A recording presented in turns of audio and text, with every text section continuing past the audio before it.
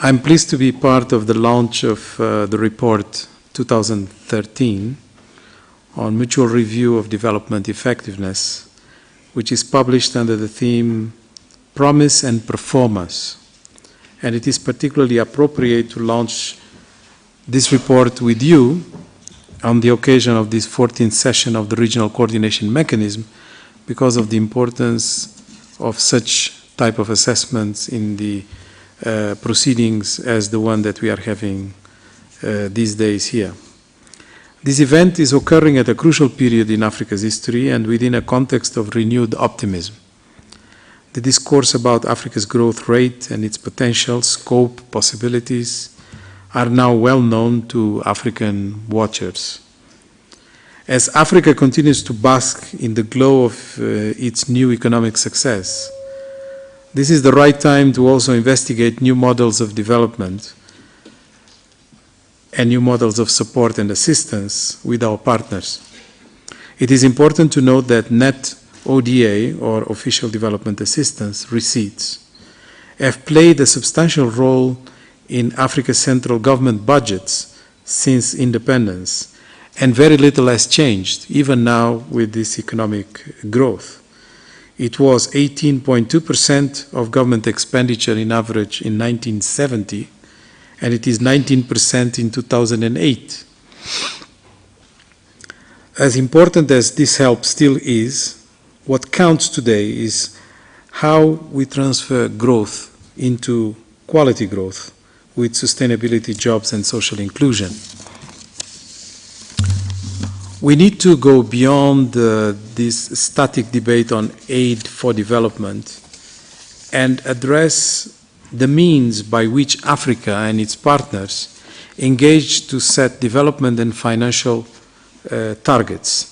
This relationship can no longer be viewed as a donor-recipient dynamic, but rather as a partnership for realizing development goals which benefit Africa as well as the global environment, in which these specific goals are conceptualized and owned by African states. The need for renegotiated arrangements between Africa and its partners is made even more evident by the rapid and groundbreaking changes occurring across the continent. Africa today barely resembles the Africa of the past. Growth in Africa has averaged 5% since 1998. Even with the effects of global financial crisis, the growth trajectory has remained stable, and external shocks have not set the continent off course. Our combined GDP growth has multiplied from $600 billion in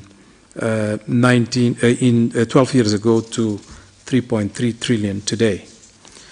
Ladies and gentlemen, between 2011 and 2012, bilateral aid to sub-Saharan Africa fell by 8% in real terms. During that same period, remittances totaled more than 60 billion. Foreign direct investment to Africa passed the 50 billion mark in 2012, for the first time since the onset of the global economic crisis. And in 2011, the rate of return on inward foreign direct investment to Africa was the highest in the world, at 9.3% versus a global average of 7.2%. The report we are launching today confirms Africa's economic success.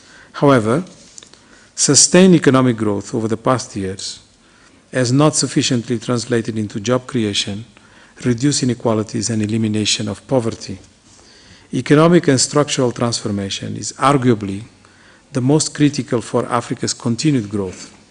Changes in economic fundamentals and policies are required to ensure large-scale transfer of resources, employment, and outputs to industry, including agro-processing and modern services.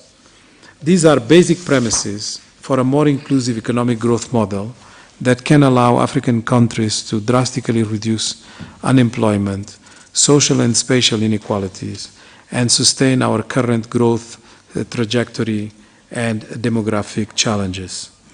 This report recognizes the significance of progress chalked by African countries and provides a practical tool for leaders and policymakers to track development efforts, assess performance, and indicate priority actions for Africa and its partners in the coming years.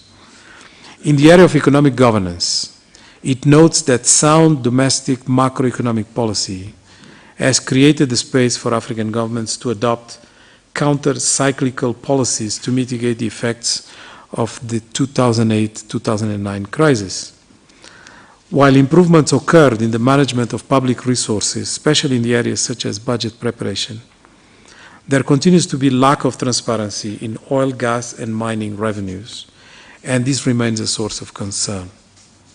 We also celebrate important progress in the field of political governance, with a report of an increase in the number of political systems that are largely based on democratic norms, the rule of law and separation of powers, and a decline in the number of the autocratic and unaccountable regimes. However, election-related conflict and political violence continues to remain a key source of concern. The ECA 2013 edition of the Africa Governance Report, which is yet to be launched, will provide an opportunity to reflect on how to strengthen democracy and good governance. The report also highlights Africa's continued progress on the MDGs, with the region on track to achieving more than 60% of the progress required to reach the 2015 goals, such as gender parity, primary completion, and stemming the HIV/AIDS pandemic, or access to clean water. This is despite the fact that the MDGs targets do not take into account the level of effort from each of the countries being assessed. To ensure that the progress achieved is sustained, it is imperative for African governments to maintain the momentum of political and economic reforms and their collective effort to bring greater peace and security to the continent, increase public expenditure on social spending in order to address the problem of youth unemployment and tackle the unequal opportunities due to gender, income, and location biases, and continue to increase domestic resource mobilization and capitalize on the opportunities for attracting increased domestic as well as foreign investment. On the other hand, we encourage development partners to deepen cooperation in key areas of economic governance, such as international tax cooperation and tackling illicit capital flows, redouble efforts towards facilitating multilateral trade arrangements, and engage with Africa as a partner for global development. I would like to take this opportunity to congratulate OECD for their cooperation and support in the production of this report and for their continuing engagement with the African continent.